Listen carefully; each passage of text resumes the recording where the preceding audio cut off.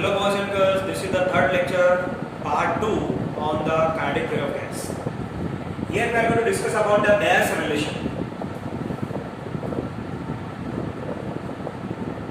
Mayer's relation. 11th standard में हमने discuss किया था हीट सेक्शन में स्पेसिफिक हीट. उसके दो टाइप हमने डिस्कस किए थे, specific heat at constant pressure, specific constant pressure. And we are going to denote that is Cp and Cv. थोड़ा बेसिक से चलते हैं. स्पेसिफिक हीट का जो फॉर्मूला हम लेते हैं that is specific heat equal to delta Q by m delta theta, and from this delta Q equal to Sm delta theta. You can take delta T also, क्योंकि delta theta and delta T दोनों same है. Theta and T never be same, theta and T never be same, but delta theta, d theta, dt always same. So delta Q heat, specific heat, mass of the substance, and जब आप इसको gas के लिए लिखेंगे तो delta Q you can write n s delta theta, क्योंकि आपका gas मास में भी मेजर होता है, मोल में भी मेजर होता है. So these two formula valid for gas, but this formula strictly valid for gas, and this formula valid for all substance. में फॉर सॉलिड, लिक्विड, गैस तीनों पे अप्लाई. अब यहाँ पर ये फॉर्मूला था स्पेसिफिक हीट. जब आप गैस की बात करते हो ना तो गैस की all the substance solid and liquid particularly having single specific, एक सिंगल. जैसे वाटर की बने तो आप एक ड्रॉप वाटर लो या बकेट भर के वाटर लो, मटेरियल चेंज होगा, आपका स्पेसिफिक चेंज होगा. कॉपर का इतना सा बारीक से पीस लो, इतना बड़ा कॉपर का रॉड लो, स्पेसिफिक चेंज नहीं होगा आपका, that remains constant. But gas का specific ranging from 0 to infinite any है. तो प्रॉब्लम क्या है वो, S is equal to delta Q m delta theta. चलो गैस को आप बहुत सारे प्रोसेस में डालते हो, मैं डाल रहा हूं isothermal process. Means delta theta equal to 0. चलो पुट करो 0, anything divided by 0 infinite, means आपके गैस की स्पेसिफिक होने वाली है infinite. Same gas I am going to take in adiabatic process.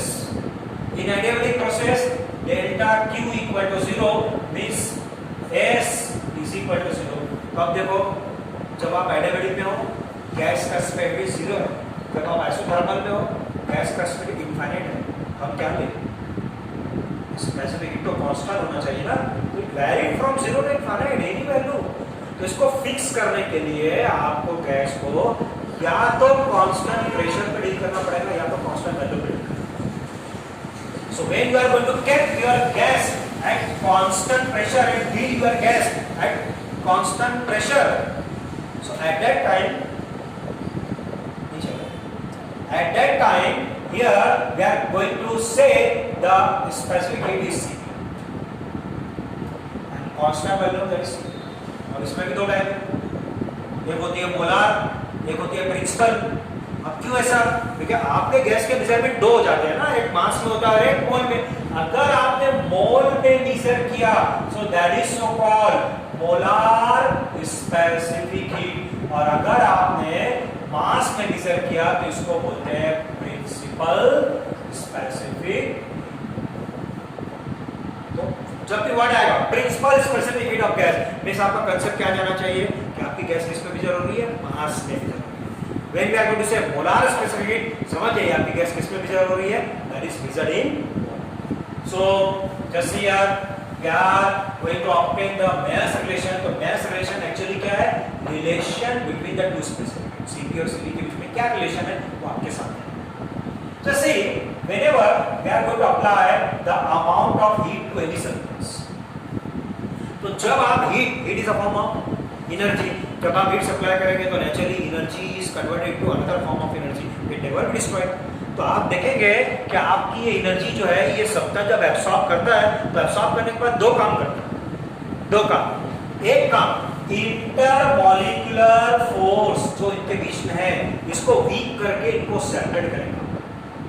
तो मॉलिक्यूल कब सेपरेट होंगे बताओ, जब उनके बीच के फोर्स को आप वीक करोगे, what amount of energy required to weak the intermolecular force and get separate the molecule from each other, that is termed as internal energy.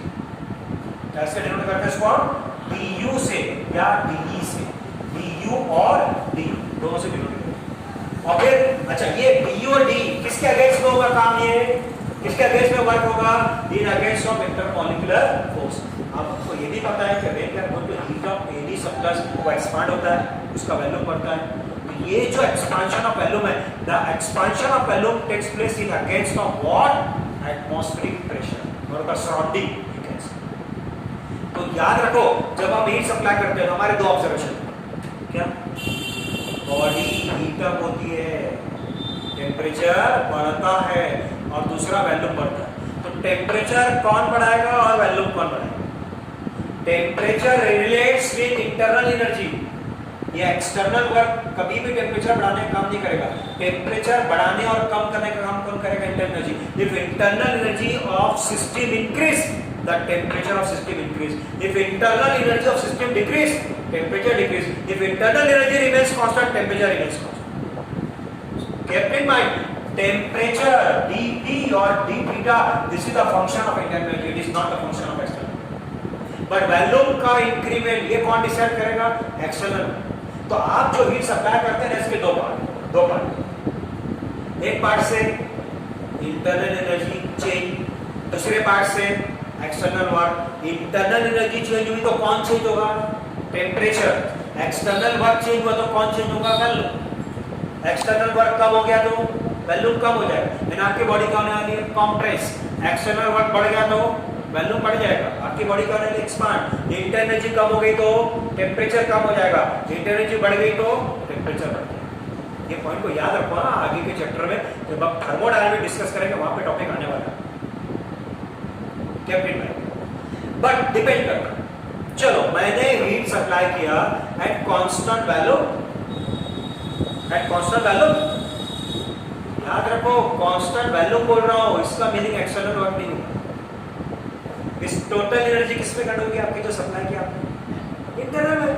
लेकिन जब आप कांस्टेंट प्रेशर पे हीट सप्लाई करते हो ना कोई भी सब्सटेंस को, तो फिर दोनों काम, इंटरनल भी होगा एक्सटर्नल, क्योंकि अभी आपका प्रेशर कांस्टेंट, आपका वॉल्यूम कांस्टेंट नहीं। सो जस्ट सी, नया रिलेशन जब आप ऑब्टेन करेंगे तो इसी कंसेप्ट से आगे जाएंगे। देखो, अब जो हीट आप सप्लाई करते हैं ना, तो ये बात माइंड में मत रखना, 10 जूल एनर्जी आप लोग सप्लाई टू सब्सटेंस, तो ये माइंड में मत रखिए कि 5 जूल से इंटरनल होगा, 5 जूल से external. No, distribution of internal and external decided by the substance. अभी आप सॉलिड को सप्लाई, सॉलिड को हीट सप्लाई, सॉलिड बोले तो क्या? More compact, molecules in more compact. इसका मीनिंग इंटरमॉलिक्यूलर फोर्स स्ट्रांग है या वीक है? तो फिर बताओ, जब आप हीट सप्लाई करोगे तो मैक्सिमम एनर्जी किसमें कन्वर्ट हो जाएगी? इंटरनल में, very few amount of external. इसीलिए याद रखो, कभी भी जब सॉलिड को हम हीट सप्लाई करते हैं तो वॉल्यूम एक्सपेंशन समझ में नहीं आता है, होता है बहुत स्मॉल, समझ में नहीं आता है। क्यों ऐसा? कि आपकी मैक्सिमम एनर्जी कहां लगती है? इंटरनल में, वेरी फ्यू एक्सटर्नल में, very small volume expansion, that's why not considerable. लेकिन चलो, गैस को उतनी हीट सप्लाई, अब रिवर्स। क्यों? Because in the case of gas molecules widely apart, intermolecular force पहले से वीक है, तो फिर जो हीट सप्लाई करेंगे ज्यादा इंटरनल में जाएगी या ज्यादा एक्सटर्नल में जाएगी? ज्यादा एक्सटर्नल, डिपेंड करता है सब्सटेंस के ऊपर कि आप जो हीट सप्लाई करेंगे उसका कितना पार्ट इंटरनल में जाएगा, कितना एक्सटर्नल में जाएगा। तो very small amount is converted into internal and maximum converted into external. इसलिए कभी भी देखो, थोड़ी भी हीट सप्लाई करते हैं ना गैस को, sudden expansion of the gas, sudden expansion of the gas. Why? Because of this reason. चलो, अभी स्टार्ट करेंगे next relation. I am going to supply the heat, और वो हीट मैंने सप्लाई किया at constant volume. Tell me, पूरी की पूरी हीट किधर जाने वाली है? इंटरनल। सो डेल dq1, मैं इसको बोलूंगा, it is converted into dE and this is equal to, अभी एक फार्मूला लिखा था मैंने, यहाँ पे लिख देता हूँ, उसका यूज हम आगे करेंगे।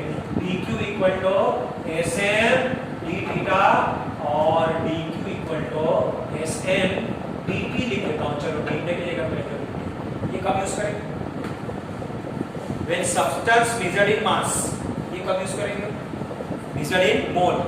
अब सुनो, in order to obtain the mass relation, I am going to consider the ideal gas, 1 mole of ideal gas, 1 mole of ideal gas, and I am going to supply the heat at constant volume. So whatever the amount of it I am going to supply is totally converted into internal work. What is one? Volume क्या है? Constant है। तो फिर मुझे बताओ कि मैं कौन सी स्पेसिफिक कंसीडर करूं, सीपी या सीवी? कौन सा वैल्यू बोल रहा हूं? सीवी। अब वहां से बोलने का एस की जगह क्या बोलने का? सीवी। तो this is equal to D, ये हीट है ना, डी इंटरनल, किसमें लग गई? इंटरनल। वो फार्मूला बोलो, एन सीवी डीटी। लेकिन मैंने क्लियर कट वर्ड यूज किया, 1 मोल, 1 मोल। Therefore, for 1 mole D equal to CV dt equation. What is it? Now I am going to supply the heat at constant pressure. और constant pressure में क्या होता है? आपकी heat internal और external दोनों में चलती है। तो जैसे here dq that is converted into d plus dw. But this dq equal to, but क्या लिख रहा हूं? dq equal to constant pressure पे अप्लाई किया हूं मैंने। चलो बोलो क्या आएगा? n cp dt for 1 mole, n equal to 1, so dq equal to what? cp dt। अब देखो ये जो इक्वेशन है ना, इक्वेशन नंबर 2, ये क्या हो जाएगा? cp dt, dq equal to cp dt, dq की जगह cp dt equal to, yes, what is d? cp dt, this is cp dt plus what? dw, plus what? dw. Now we know that dw is equal to pd, याद रखना है, dw equal to pd. What is p? Pressure. What is dv? Changing value. Thermodynamic equation है, अभी इसका reference मैं अगले chapter में लूंगा, खाली इसको याद रखो मैंने। dw equal to pd, right? But we know that pv equal to rt, बराबर? मैं इसको डिफरेंशिएट करने जा रहा हूँ, डिफरेंशिएट। और याद रखना dw कब होता है? कांस्टेंट वैल्यूम पे, constant pressure, constant pressure, this pressure is constant. अगर मैं डिफरेंशिएट करूंगा तो कांस्टेंट टर्म का डिफरेंशिएशन नहीं होता। So what I am having after differentiating, p dv equal to r तो कांस्टेंट, इसका भी डेरिवेटिव होगा, फिर डेरिवेटिव किसका? टाइम का, so that is equal to r। But this one ऐसा क्यों हुआ? मैं जब डिफरेंशिएट कर रहा हूं तो प्रेशर डिफरेंशिएट क्यों नहीं हुआ? Because pressure is constant, but volume तो चेंज हुआ ना आपका, p dv equal to r। Got this one? कैसे आया? इसको उठा के यहाँ रखो, therefore dw equal to, yes, इसको यहाँ रखो, आपको मिलेगा therefore cp dt is equal to cv dt plus r dt। dt क्या हो रहा है? Cancel, therefore cp equal to cv plus r और cp minus cv। This is so called mass। ये क्या है? Cp और Cv दो स्पेसिफिक हीट में गैस की एटलीस्ट कितनी स्पेसिफिक हमको लेना पड़ती है? एटलीस्ट Cp और Cv। क्यों ऐसा? 2 क्यों, 1 क्यों नहीं? क्योंकि आपके गैस की स्पीड कितनी है? Infinite, ranging from 0 to infinite, इसलिए मिनिमम 2 तो डिफाइन कर रहा हूँ। अब बाकी के सब्सटेंस में ओनली 1, सॉलिड में 1, लिक्विड में 1, बट गैस में एटलीस्ट 2, और इनके बीच में रिलेशन देखो। एक्चुअली ये जो Cp minus Cv equal to R है क्या? First law of thermodynamics. ये देख रहे हैं कि आप क्या लिखा? कहाँ से आया? This is first law of thermodynamics. What is amount of heat supplied converted into internal as well as law of conservation of energy. This is what? Law of conservation of energy. Energy can neither be created not destroyed, just transfer from one form Cp minus Cv। अब ये कौन सा form है? क्या लिया आपने? मोल, यानी ये कौन सी रिलेशन है? मोलार। अच्छा एक प्रॉब्लम है यहाँ पर, Cp एंड Cv गैस है ना। अब गैस आपकी, गैस को जब आप मेजर करते हो तो हीट, गैस को बोले तो हीट को जब आप मेजर करते हो तो हीट की यूनिट कितनी? Heat is a form of energy और नॉट, है ना? तो फिर वो तो जूल में मेजर होना चाहिए ना, बट आपकी हीट कैलोरी में भी मेजर होती है, किलो कैलोरी में मेजर होती है। ये बहुत बड़ा प्रॉब्लम है आपका, प्रॉब्लम में ध्यान रखना। इस your Cp and Cv measured in joule, measured in calorie. अब चलो Cp और Cv ये तो कैलोरी में है, लेकिन वर्क तो ऑलवेज इन जूल। क्या है dW? क्या है इस? ये क्या है? वर्क है।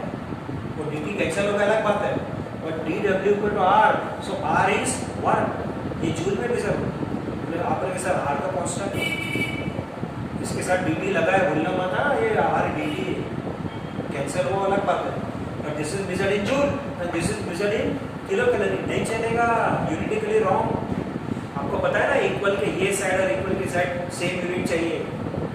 That's why if Cp and Cv, अब सुनो, Cp and Cv measured in joule, ये तो जूल में है, हो गया काम हमारा। बट अगर मैं कल कोई प्रॉब्लम बना रहा हूं और आपको Cp और Cv में दे रहा हूं किलो कैलोरी में, और R तो जूल में बैठा है, आप सॉल्व करो। क्या करना? So you have to divide by factor J, Cp minus Cv equal to R by J। J क्या है? Mechanical equivalent of heat and its value equal to 4.2 joule per calorie और J equal to 4200 joule per. याद आया? 11 में हमने इसको discuss किया। चलो ये किस में मेजर हो रहा है? फॉर एग्जांपल किलो कैलोरी, ये किस में मेजर हो रहा है? Kilo calorie. ये किस में मेजर हो रहा है? जूल में। अब J से डिवाइड करने के बाद देखो क्या होगा, यहाँ इससे डिवाइड, क्यों? किलो कैलोरी किलो कैलोरी, तो फिर 4200 से डिवाइड करो या 4.2 से। यहाँ पे क्या लिखे? अब देखो ये क्या है? J का वैल्यू बोलो क्या है? जूल पर किलो कैलोरी। देखो J गया किलो कैलोरी डबल डिवीजन में, ऊपर आएगा this is in kilo calorie, this is in kilo calorie, this is in. अच्छा ये कैलोरी में, ये कैलोरी J से डिवाइड करना है, बट क्या वैल्यू? ये क्या रहेगा? J गया, ऊपर आने के बाद कैलोरी कैलोरी कैलोरी किलो। अब यहाँ रखो J की दो वैल्यूज है, 4.2 भी है, 4200 भी है। कब क्या यूज करना? That is decided by Cp and Cv measured in. So this is first one and this is second one. Second one मैं लिख रहा हूँ what? Cp minus Cv equal to R by J। इसको क्या बोलेंगे? Mechanical unit, sorry ये है आपकी हीट यूनिट। ये कौन सी यूनिट है? मैकेनिकल। यहाँ पे R किस में मेजर होगा? जूल में। और यहाँ पे R किस में मेजर होगा? कैलोरी या किलो। बराबर है। बट एक प्रॉब्लम और है, Cp और Cv मोलार है, लेकिन कल को मैंने गैस को मास में मेजर कर लिया।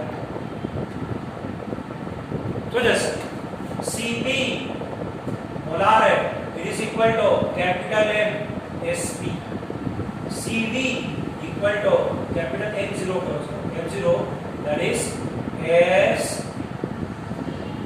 What is Cp? Molar specific heat. What is Sp? Principal specific heat. What is Cv? Molar specific heat. What is Sp? Principal. यानी हम इसको कन्वर्ट करेंगे, यानी Cp की जगह क्या रखूंगा मैं? M0 Sp minus M0 Sv equal to R by J। Sp minus Sv equal to R by J M0। और दिस वन, चलो 1 2 3, और इसको एक बार और ऐसा लिख देते हैं Cp minus Cv equal to R by M0। यहाँ पे J नहीं लिख रहा हूँ, कौन सा यूनिट है ये? कौन सा यूनिट है? मैकेनिकल। प्रिंसिपल है लेकिन मैकेनिकल। यहाँ पे आपकी गैस किस में मेजर होने वाली है? मास में। लेकिन R की वैल्यू किस में आएगी? जूल। यहाँ पे किस में मेजर होने वाला है? ये मास में। लेकिन यहाँ पे R की वैल्यू किलो कैलोरी, क्योंकि जैसे डिवाइड ये यूनिट मैकेनिकल यूनिट। लेकिन किसका? प्रिंसिपल स्पेसिफिक हीट, ये मैकेनिकल यूनिट, हीट यूनिट, किसका? Molar specific. यहाँ पे किससे डिवाइड करना है आपको? m0। This is molecular weight. तो अगर मैं आपको मास में हाइड्रोजन गैस मेजर करके दे रहा हूँ, मास में मेजर करके दे रहा हूँ, 2 gram of hydrogen gas, 2 gram of oxygen, और आपको Cp दे रहा हूँ, Cp कैलकुलेट करने को बोल रहा हूँ, आप यहाँ से चले गए तो आप रॉन्ग हो। यहाँ पे m0 दिख रहा है बेटा? नहीं, यहाँ पे m0 है।